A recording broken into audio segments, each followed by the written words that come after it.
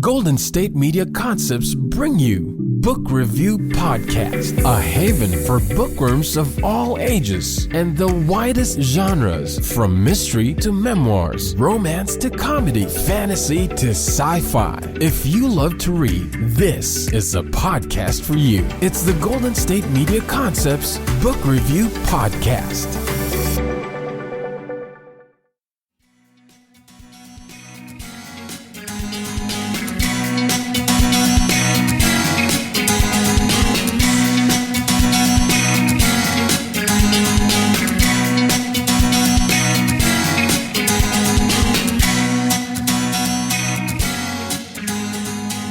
Hello and welcome to the GSMC Book Review Podcast, brought to you by the GSMC Podcast Network. I am your host, Sarah. I am happy to be with you for a second time this week to bring you yet another author interview. Hope you're having a good week and that your upcoming weekend is looking good.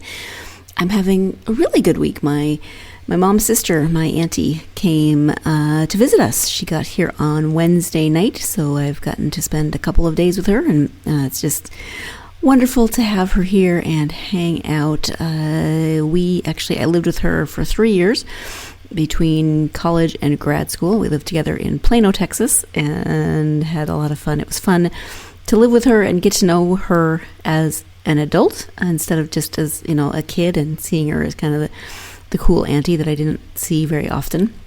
That spent a lot of time together, and then we've been close. We've always been close, but we've been even closer ever since then, and so it's just wonderful to have her here.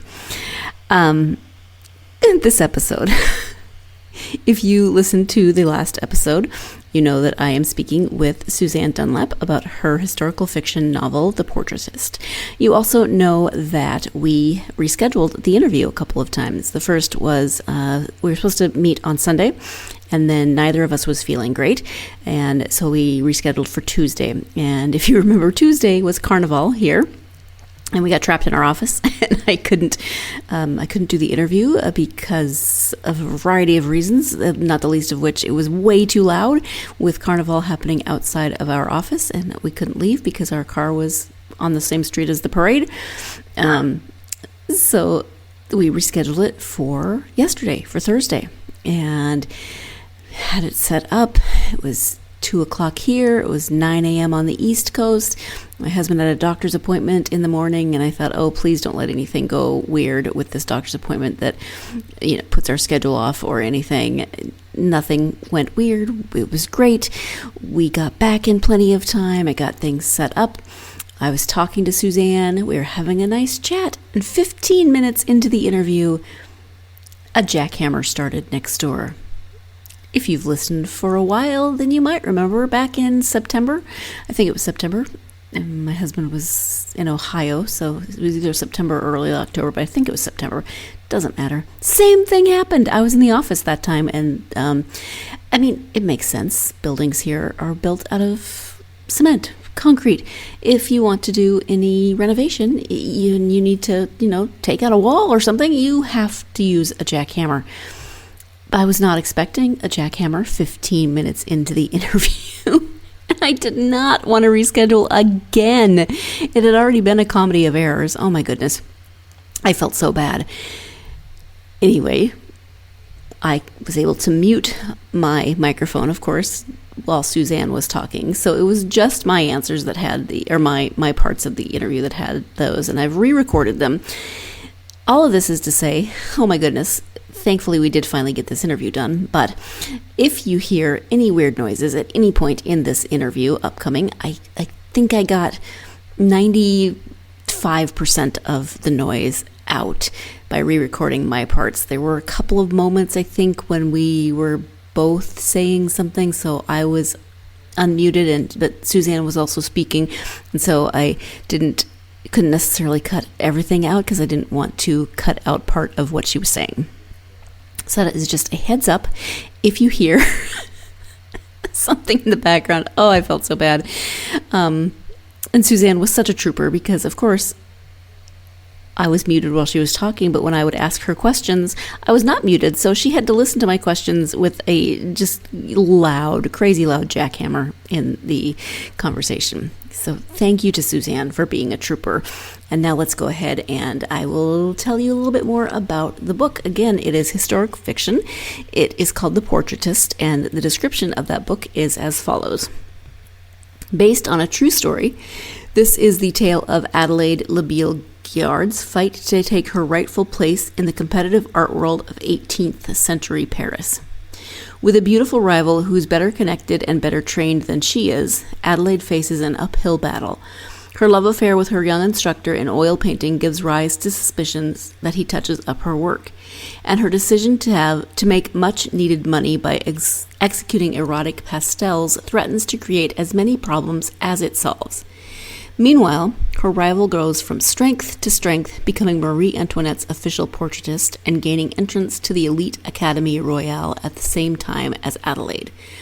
When at last Adelaide earns her own royal appointment and receives a massive commission from a member of the royal family, the timing couldn't be worse. It's 1789, and with the fall of the Bastille, her world is turned upside down by political chaos and revolution.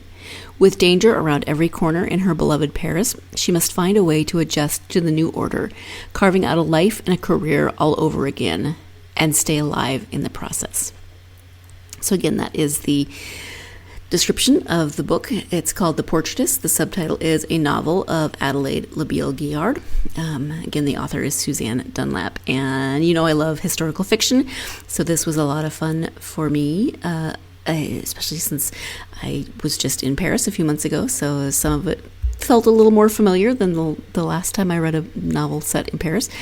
But I didn't know anything about this particular artist, and so it was really interesting to, of course, it's historical fiction, so Susanne fills in a lot of the gaps with speculative storytelling, but you know, the bones are there as with any historic figure, and so just to know a little bit more about this person and know that as talented as she was, and you can see that in the work that's left behind, she was never as well known as her rival of the time.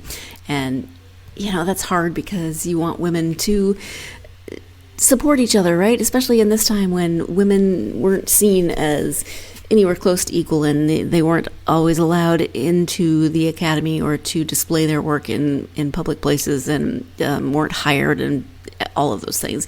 You want them to maybe stick together or support one another, but of course all situations are different. At any rate, let's go ahead and turn to the interview. Hopefully I got as much of the jackhammering noise as I thought I did, but let's turn to the interview with Susanne. Hi, Susanne. Welcome to the podcast. Hi. Thank you so much for having me. Thank you for being here. I'm excited to talk about your novel, The Portraitist. Before we do that, though, if you wouldn't mind sharing just a little bit about yourself so my listeners can get to know you, that would be wonderful. Sure. I've got over a dozen historical novels out. That's my genre of choice. I'm a history buff, and I have a PhD in music history, which is sort of neither here nor there for the portraitist, but it has to do with the arts. I live in Maine, on the southern coast of Maine, and I'm also an author accelerator certified book coach. So I work with a lot of writers, some historical fiction, some all sorts of other genres. As long as there's storytelling involved, I love to work with writers on crafting their books. Wonderful. And actually, I'm intrigued. Yeah. It's like you said, it doesn't have anything to do with this particular novel, but have you ever used your music history knowledge in another historic novel? Yes. My very first one, in fact, the first few were based in my music historical knowledge. It was, in fact, that whole episode of my life is what ended up getting me to write historical fiction, because I spent 11 years in graduate school at first with an MA at Smith and then with a PhD at Yale, and with the intent of going on to teach at college level. I love teaching, which is the book coaching. Yes, that helps. Mm-hmm. But at the time, I hit just that time when everything was changing and when the humanities were being kind of downgraded at a lot of learning institutions in the United States in favor of STEM. And there were very few jobs and hundreds of qualified applicants. And I also had teenage kids in school, and I couldn't just up and move to the Midwest for an entry-level position or something like that. Anyway, it became clear to me that there was no way I was actually going to get a job, which was extremely depressing because I had all of this knowledge that I really wanted to share with hungry minds, And so I don't know what sort of made me decide to do it, but I just started writing. As part of some research, I started writing a fictional diary of a person that I was looking for, when I was trying to figure out who wrote the libretto to Handel's Susanne. And I had so much fun doing that. And then I thought about another topic that really fascinated me, and I was very much a feminist in my approach to scholarship, and I wanted to write something about 17th century opera and the court of Louis XIV, and I did, and that ended up being my first novel, Emily's Voice, which was published by Touchstone Books of Simon & Schuster in 2005. So, yeah. So, and then the next one was a young pianist. I'm a pianist, so that was a lot of fun to write. And then I switched to YA and created this young violinist in Haydn's Vienna. And she's an ongoing character. I have a series of mysteries with her as the protagonist, as the sleuth. So it's always there. And, the research techniques I discovered and my interest in women in the arts sort of informs just about everything I write. Yeah, absolutely. And I love that you might not be doing what you initially thought you would do with your post-grad degrees, but at least you're still utilizing that knowledge and sharing it. Yes, I am.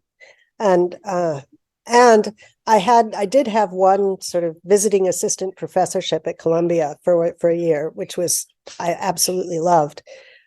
And I was saying that my whole desire to teach has been fruitfully explored in my book coaching, which really kind of answers that itch a lot. So actually, you know what? Before we get to the book, we're going to take our first break of this episode. When we come back, you'll be hearing more about the overview of the story of The Portraitist. So stay tuned. You're listening to the GSMC Book Review Podcast, and I will be right back. GSMC Beauty Tips Podcast gives you advice on everything from hair to fashion to skincare products. We'll talk about the latest trends in makeup, hairstyles, and anti-aging remedies. And we'll cover all of the newest fashion trends. If you have an interest in or questions about the beauty trends that might work best for you, the Golden State Media Concepts Beauty Tips Podcast has got you covered. Download the GSMC Beauty Tips Podcast on iTunes, Stitcher, SoundCloud, Google Play, or anywhere you find podcasts. Just type GSMC in the search bar.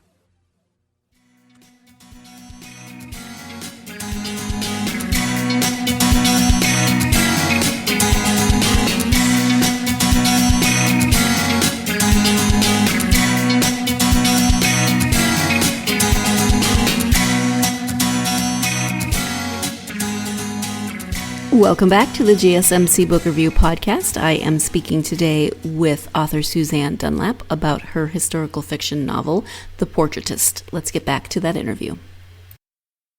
Yeah, so let's talk about the book. Yes. As we mentioned, it's called The Portraitist. And can you give an overview of the story? Yes, it's about Adelaide Labille-Guiard, who was one of the two most famous women portraitists in Paris before, during, and after the Revolution. She was the underdog. It was actually her rival, Elizabeth Louise Vigée-Lebrun, who is a much more well-known portraitist for reasons that I'll discuss in a minute, were the only two women who were elected to the Academy during that time. And there was just, I loved their pictures, and I've always been an art lover. And, it fascinated me, the whole idea of women as portraitists at a time when the art world was somewhat closed to them, and how they negotiated that, and how they made careers.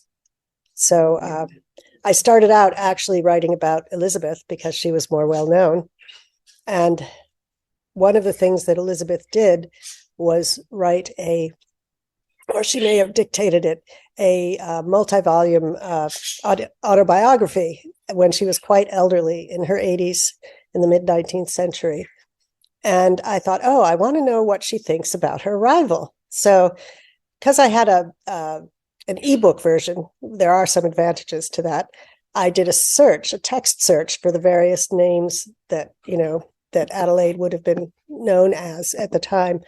And she never mentioned her by name in this whole autobiography. And I thought, that's interesting. How did they interact with each other? Did they ever see each other? And then I thought, okay, that's the story. It's the two of them. So I wrote a whole manuscript that was the two of them plus another artist who was a friend of Elizabeth's, who actually ended up being guillotined. And I had this very long, very kind of intricate, complex behemoth of a manuscript. And then when I had people read it, all of them gravitated towards Adelaide as the most sympathetic character. And I finally thought, it's Adelaide's story. She's the one who wants me to tell her story. And then I ended up completely changing it and starting all over again with her as the protagonist. So, and the thing about Adelaide, there's a lot of material about Elizabeth, because there are probably over 400 of her paintings in existence today. She was Marie Antoinette's official portraitist, so she had close ties to court. So when the revolution came, and especially the terror starting, she was not safe. She had to flee, which she did with her daughter, leaving her husband behind to kind of protect the family interest. Adelaide, on the other hand, was very much a sort of a revolutionary herself. She, at least at first, really subscribed to the Republican ideals. She had ties to the court, but not as close. And so she stayed. She did end up leaving Paris during the terror because everybody was kind of not safe at that point. But in the world today, as far as I can tell from the catalogue raisonné of her work, the ones that exist where people know where they are number only about 75 paintings. And part of the reason for this is she died much earlier. She was 52 when she died in 1802.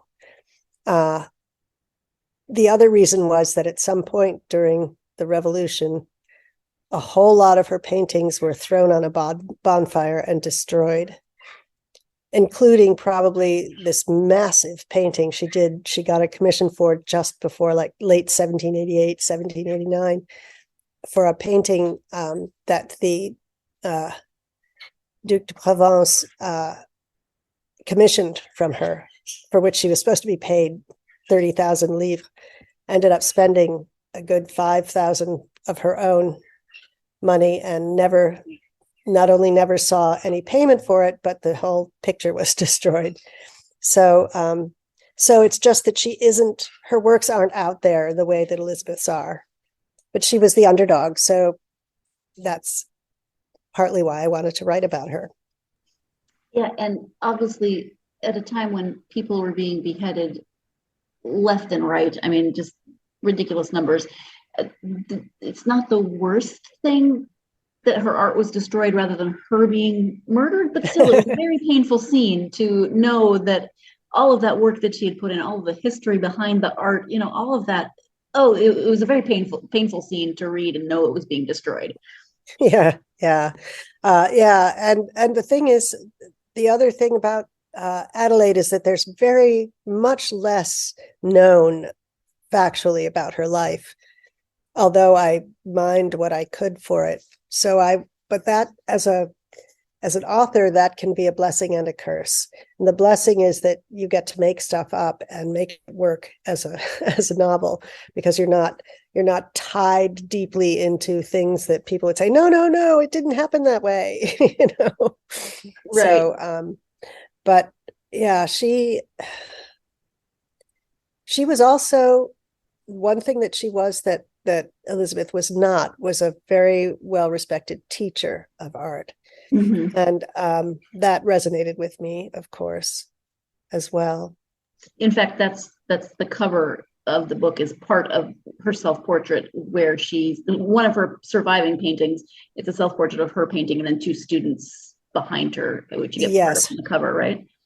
Exactly. And one of those students died quite young, but the other one, she and her eventual husband, François André Vincent, adopted.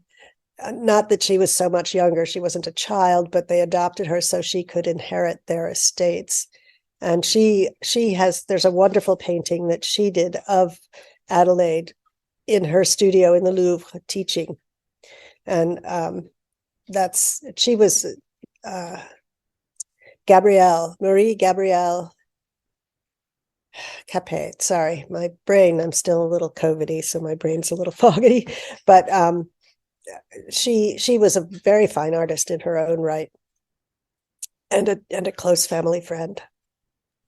Yeah. And that was another fascinating piece of Adelaide's life, is that she is married at the beginning of the novel and gets separated, but the divorce is not legal, so they are separated, almost divorced, but they can't quite get to that next point. Eventually they do, but it's a very long time. And I was aware that divorce was legal, but just thinking about this limbo period of, they're not divorced, they're not married, they're legally separated but not fully. Yeah, they were legally separated, so that was a good thing. But because it was a Catholic country, divorce was just absolutely illegal. Right. Yeah. Until after the revolution, when it became a much more secular kind of country. Mm-hmm. But Adelaide did have a very long-term relationship with François André Vincent, and they stayed together throughout and eventually married in 1800, I think, which was some years after they could have married. And there's no explanation as to why they waited that long. But yeah, well, it's hard to say. Yeah. Could have been any number of reasons, but mm-hmm. In terms of Adelaide, we've talked a bit about her, and I think you've mentioned a lot of her good qualities, but what about her do you think will resonate with readers as they read her story? I think her struggles. She was an incredibly hard worker. She really tried. She really worked at her art. She had, a bit of imposter syndrome, which is very common. And she struggled to, she was envious and yet very different from Elizabeth, who was the society darling, who everybody wanted their portraits painted by her. And, she was Marie Antoinette's official portraitist. And she would get paid tens of thousands of livres for a single painting. And it took Adelaide longer to get there. But I think her striving and her dedication are really what makes her resonate with me, that she didn't give up. She just kept working at it, and somewhere had a belief in herself that she would be able to prevail. And all of those paintings that are mentioned in the book are actual paintings that she did. And also a lot of the struggles between her and David, for instance, that is a matter of historical record. He was not very nice to her. In terms of Adelaide as a character, she is a historical figure, although not a whole lot is known about her. But when you are writing a historical figure as a character, do you approach character development differently than when you are writing a completely fictionalized character? Yes, in a sense, in that you're looking for clues in what's left behind of them as to who they were. And with Elizabeth, we had this huge autobiography. So, and you could sort of get a sense of the kind of person she was through that and what motivated her. But with Adelaide, there was very little. I think maybe one existing letter, or maybe one or two existing letters, and they were kind of legalese. And the one letter about the lawsuit against the libel, that existed. So it was hard to tell other than through her actions. And for instance, I had no way of knowing what it was that made her and her first husband split up. There's no record of that, whether they were just incompatible or whatever. So I made it, fit the story and made him somewhat abusive toward her. Although he gets sort of redeemed in the end. But also her father, the record is that her father did have that notions, that millinery store that was quite famous. And actually that Madame du Barry worked in way before the time of my book. But he apparently sold that before the years that I cover in my book and was working in some official capacity for the court. But again, I chose to keep him in his atelier for the purpose of the book. Because there just wasn't enough material to have to make it fit that way, if you know what I mean. So yes. Also, all of the characters, with the exception of a couple of minor ones, were historical figures. And so you have to look into their lives as well. And, David, especially being so famous. And the other thing is to see what fascinated me perhaps most of all is that she was alive during this very turbulent period of French history, but she did not all of the things that happened that led up to the revolution, which she would have affected her. So thinking of it through her eyes, what were the things that had an impact on what she was doing, on her workshop, on her output and that sort of thing. I found that fascinating. And because so little is known other than what she was painting and where she was living, that information I have. Again, I could invent to a certain degree what her reactions would be to things like the Fishwives' March to Versailles and the royal family coming to live in the Tuileries and that sort of thing. And of course, the fall of the Bastille. Okay, let's go ahead and take our second break. Stay tuned. You're listening to the GSMC Book Review Podcast, and I will be right back. Tired of searching the vast jungle of podcasts? Now listen close and hear this out. There's a podcast network that covers just about everything that you've been searching. Hey! The Golden State Media Concepts Podcast Network is here. Nothing less than a podcast bliss with endless hours of podcast coverage. From news, sports, music, fashion, cooking, entertainment, fantasy, football, and so much more. So stop lurking around and go straight out to the Golden State Media Concepts Podcast Network. Guaranteed to fill that podcast itch. Whatever it may be. Visit us at www.gsmcpodcast.com. Follow us on Facebook and Twitter, and download us on iTunes, SoundCloud, and Google Play.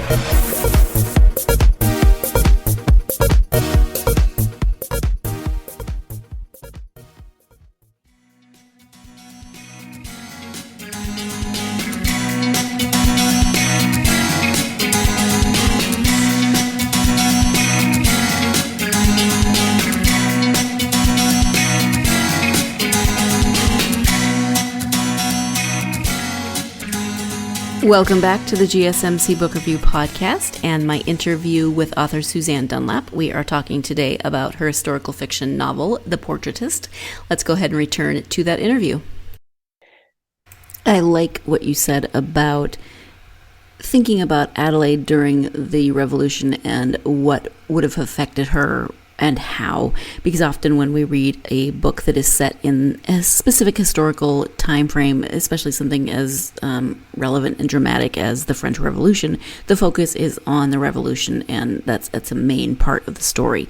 And while that, of course, is important to Adelaide's story, it's not the sole focus of her story. It's about her life, it's about her art, and that is a time period that takes place during the scope of this novel. And so I think it's really important to see average people and the lives of average people during not so average times.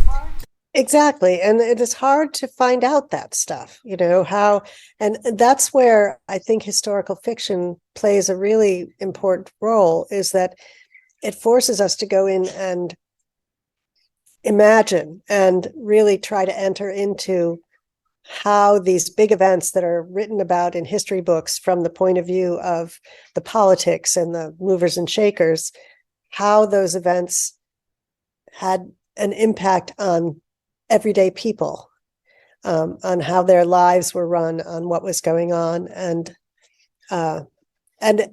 fascinating to me was the impact on the institution of the academy itself, and how it filtered through. And they had efforts to reform, but it ended up that they basically kind of just tore the academy to bits and made it a free-for-all for anybody who wanted to submit paintings, whether they're academy members or not, for the big salon every other year.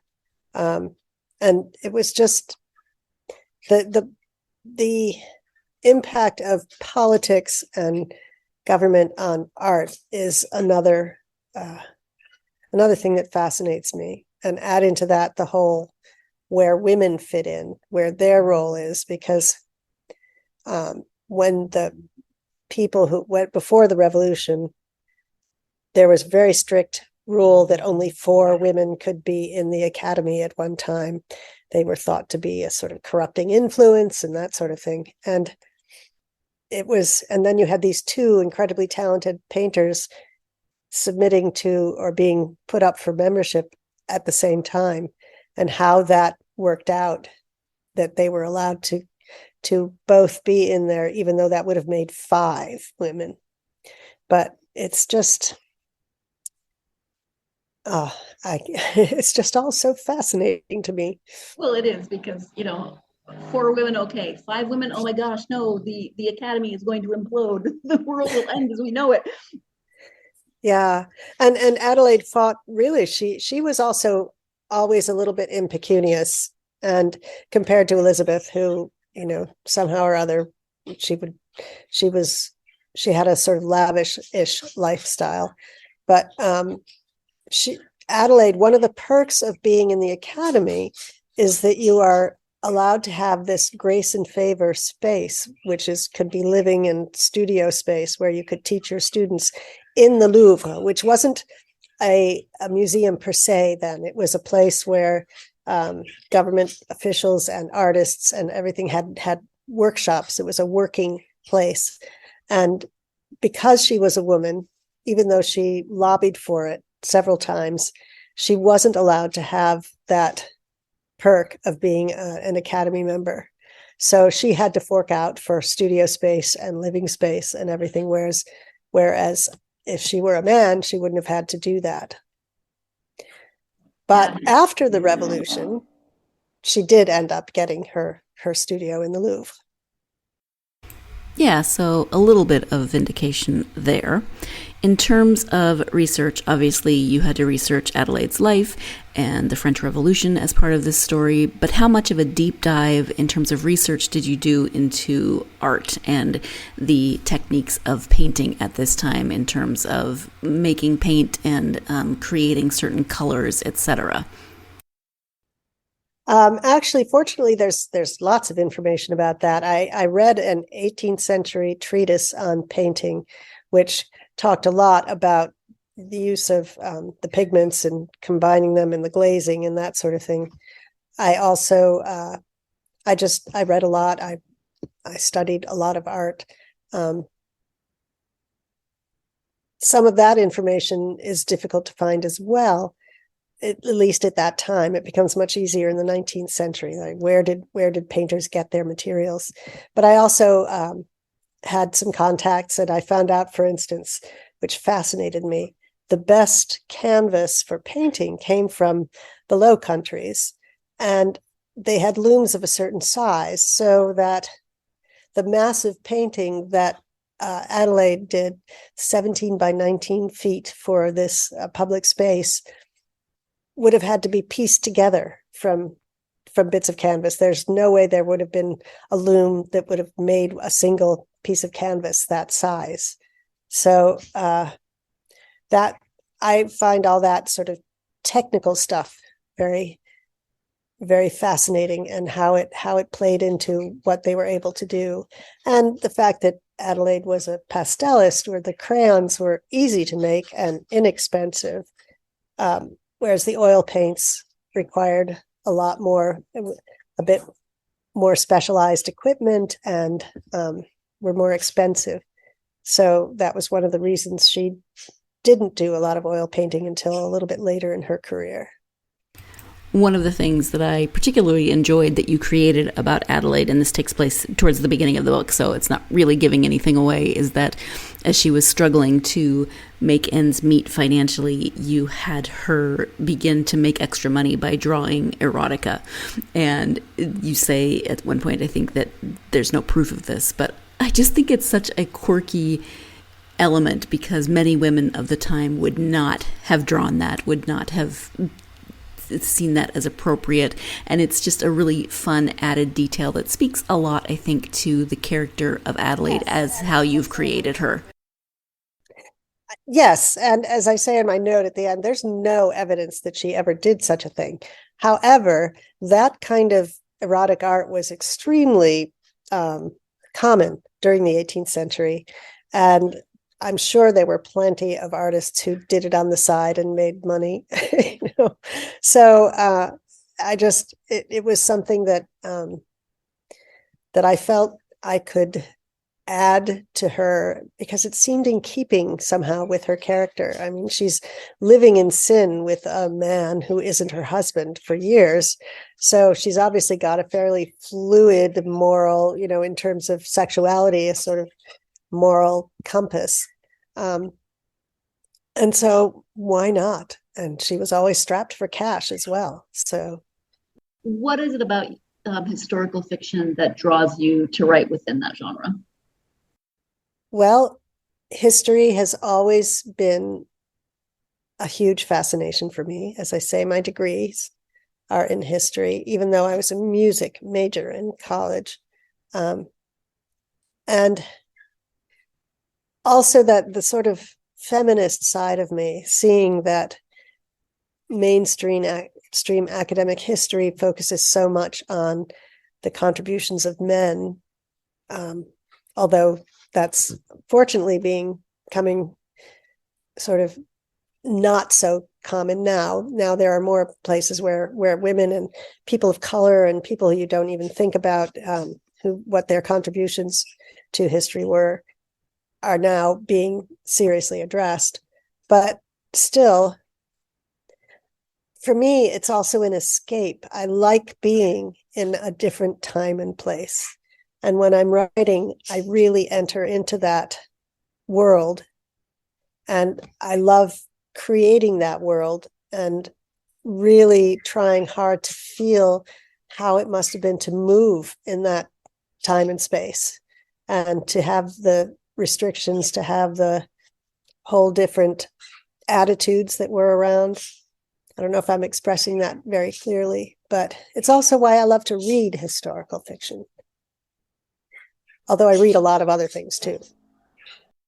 Yes, I also love reading historical fiction, but I often put myself into some of the situations that I'm reading about, and I think, if I were suddenly a time traveler and I go back to some of the time periods, I don't know how much I would enjoy not having running water, hot running water, or the levels of hygiene maybe that we have. I mean, I think it's fun to imagine in theory, but maybe not so much in actual practicality. Yeah, somebody asked me once if I wished I could have been alive at that time, and I said no.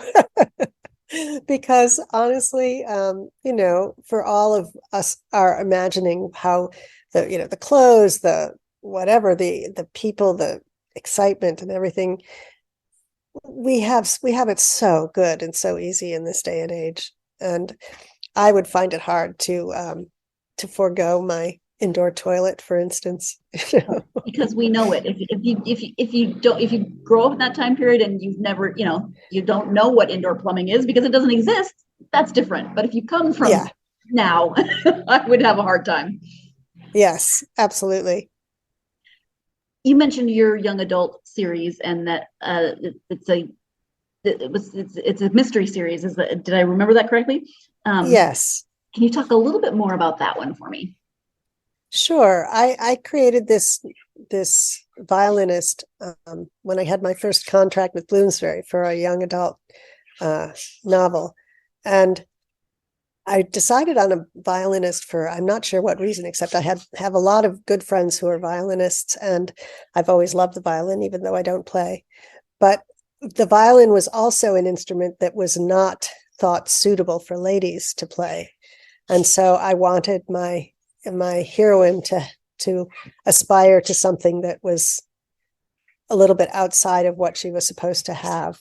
And her godfather is Haydn, and she's just a really feisty and interesting sleuth. And I've taken her. Starts out in Vienna. She was in Paris for the last one, where she met a really fascinating historical character, the Chevalier de Saint-Georges, who was a Black violinist and swordsman. And he's going to come into the next one I'm doing, which is in London, based on his movements and his interactions with the anti-slavery movement in London. So I love also looking at the world through the eyes of someone who's not quite an adult too. And it just poses a different challenge. I don't write any differently for young adults, so to speak. It's just what matters to the protagonist and how they see things that's different. Mm-hmm. Yeah, I love that. And the mystery aspect is fun too. Yeah. Are you working on anything new at the moment? Yes, I am. I will go back to my fourth Teresa Sherman mystery at some point, but I've gotten sidetracked into a novel about a young female falconer in 13th century Sicily. And that's what I'm working on right now. And I hear you thinking, 13th century from 18th century. I'm not a person who likes to stay in a certain time period and really explore it and get down and dirty with all of the details of that time period. I'm fascinated again by the idea of what if. And for me, the 13th century falconry was something that was a very, only male dominated, also only for nobles. So I have a common young woman who is just sort of a bird whisperer, as it is, from her early age, and what happens to her and how she accidentally gets in deep trouble and all that sort of thing. No, I absolutely get that, because sometimes there's time periods that are like, some people are really fascinated with just one certain time period, but I think there's so many not only time periods, but areas and countries that exist within those time periods. Yes, exactly. And the other thing is that I say is that I don't so much write what I know as I write what I'm curious about and what I want to find out, because then I get to do the research and really sort of dig in and discover things and uncover things. And, I'm learning about Sicily, which I unfortunately have never been to, but I was in southwestern France for a chunk of time, and I actually have a medieval trilogy set there. So there's some of that translates to a different country, but a lot of it doesn't. And it's slow going, because I have to learn as I go, but I really love it. And if you're someone who loves research, then that's just part of the whole process, I would assume. Oh, yes. You have to love research if you're going to write historical fiction. That said, you also have to be able to limit your research and let go and know when it's time to get to the page. And yes. And just having some idea about your story, about what you want to say, where your story's going, helps you do that. I don't need to know the whole history of Sicily again, because I have my character, and what matters is what she will encounter, what happened, what her experience of the time is. Okay, time for our final break of this episode. When we come back, Susanne will be talking about what pushed her to decide to write for publication. Stay tuned. You're listening to the GSMC Book Review Podcast, and I will be right back. Still on the search of that one true love? On the limbo in this crazy world of dating, marriage, relationships? Well, listen to the Golden State Media Concepts Relationship Podcast, your one-stop podcast for everything about relationships.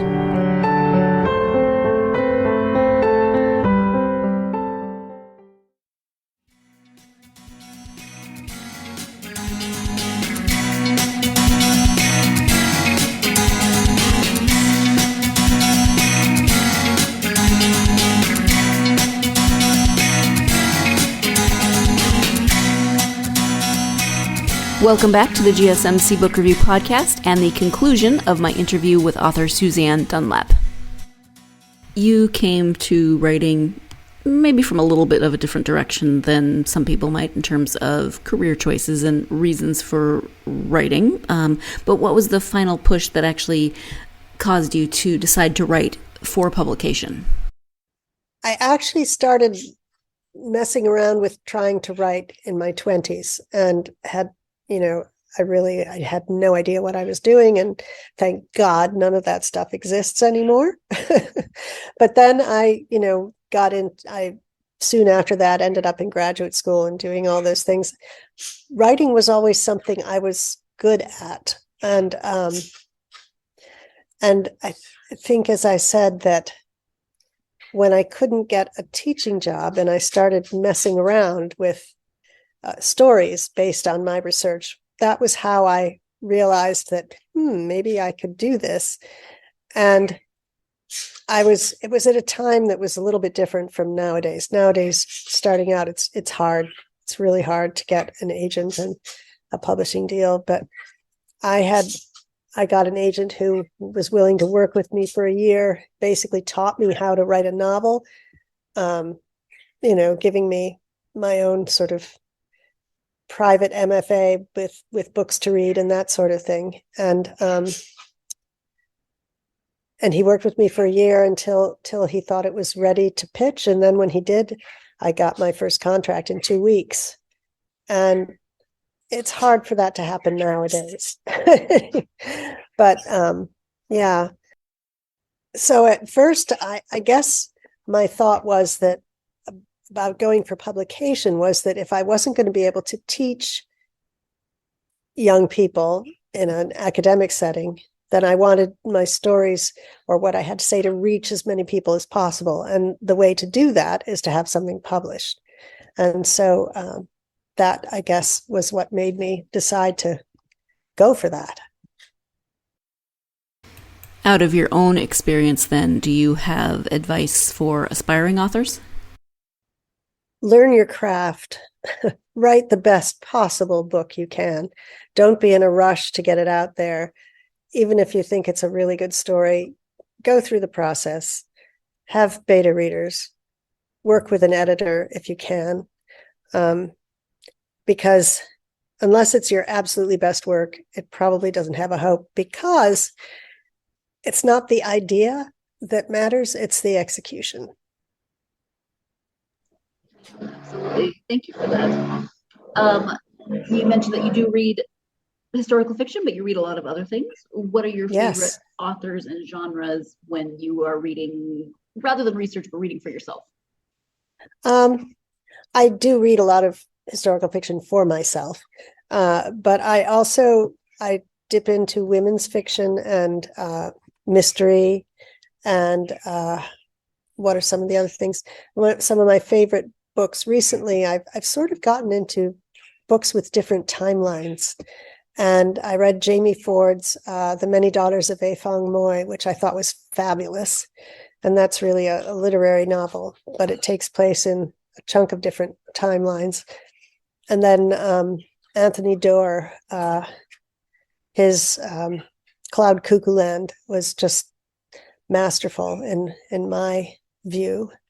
And then I also, interestingly, I will probably never write something that takes place in the mid to late 20th century, but I have read a number of books that I've enjoyed in that part. And partly reason why is that, I was born in 1955 and I refuse to see that period as historical. I totally understand that.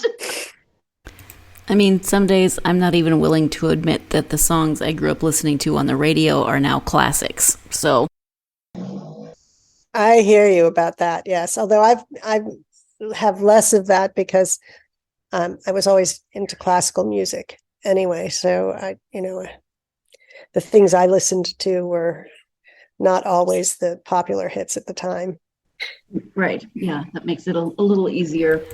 How about internet presence, website, and anywhere that people can find you on social media, if you could share those things? Yeah, my website is Susanne-Dunlap.com. Make sure you put the hyphen in. And I'm on Instagram and Facebook. Instagram is Susanne_Dunlap. And also my name is spelled with an S, S-U-S-A-N-N-E, and Dunlap with an A. So I'm on Instagram, fairly active there. Also on Facebook and LinkedIn less so. I tend to be most active on Instagram. But yes, I'm easy to find in those places. Perfect. Thank you. Susanne, we have talked about a lot of different things during our time together, but is there anything that we haven't covered that you want to make sure that you highlight at this point? Oh, gee, we've covered a lot of stuff. I think that all I want to say is that if you're a writer, just keep your mind open and be curious, and also be open to learning both about craft and about whatever subject it is that you're exploring. I think that's what I would say. At this point, I recorded my thank yous and Susanne's thank yous, but I didn't remember for some reason to mute while Susanne was saying thank you, so I could not re-record her part. Obviously, I can re-record my parts, but I did not manage to mute during that part, so she had the jackhammer going during her thank you and wrapping up, so I apologize for that. But thank you once again to Susanne for joining me and for putting up with a lot in order to get this interview out into the world. And having said that, then if you are a fan of historical fiction, or maybe you're interested in art, or you are interested in the French Revolution, or women in Paris, or women in France, there's a lot of entry points into this particular novel.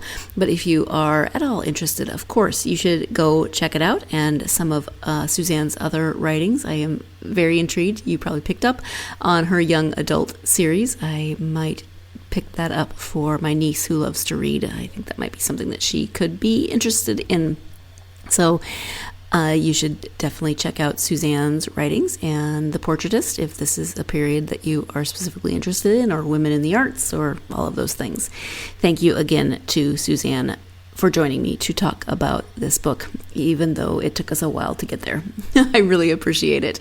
And I, of course, as always, appreciate you, my listeners, who I hope will join me for the next episode. We're sticking with historical fiction. I have a returning author coming back to talk about 2 new historical fiction novels of hers. One is out, one is coming out soon. Very different subject matters, and I'll have you tune in to find out what those books are and what they are about. But the returning author is Kim Taylor Blakemore, and I'm excited to have her back on the podcast and talk about her new books. So join me for that episode. In the meantime, if you are a fan of this podcast, and thank you so much if you are a fan of this podcast and an ongoing listener, I am very, very appreciative of you and grateful for your presence. But if you have not done a few things before and would be willing to help out the podcast, I would greatly appreciate that as well. One of those things is to like, subscribe, follow, etc. on any podcast platform that you listen to this show on. That way you'll always know when there are new episodes, but it also helps. And also leave a review, written or starred, whatever you're comfortable with. Both of those things can help get the podcast out to more listeners. And finally, social media. You can follow the podcast on Facebook, Twitter, Instagram, and TikTok. So come find the podcast and me, essentially, on social media, and I would greatly appreciate any or all of that, whatever you're feeling the urge to do or the comfort level to do today. Hope you're having a great ending to your week, and whatever weekend plans you have, I hope those go well. But as always, no matter what's going on in your life, in your week, in your weekend, I hope that you find plenty of time always to get yourself lost in a good book. Thank you so much. You've been listening to the Golden State Media Concepts Book Review Podcast, part of the Golden State Media Concepts Podcast Network. You can find this show and others like it at www.gsmcpodcast.com. Download our podcast on iTunes, Stitcher, SoundCloud, and Google Play. Just type in GSMC to find all the shows from the Golden State Media Concepts Podcast Network, from movies to music, from sports to entertainment, and even weird news. You can also follow us on Twitter and on Facebook. Thank you, and we hope you have enjoyed today's program.